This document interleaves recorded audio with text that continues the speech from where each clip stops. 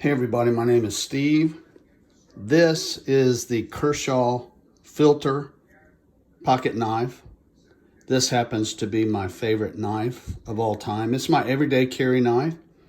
It's been a great knife and I just like it. I like pretty much everything about it.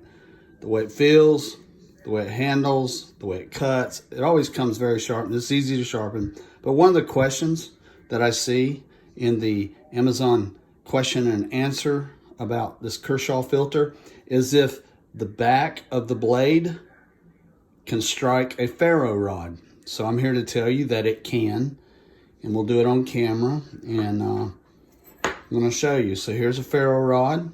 Here's the back of the Kershaw filter.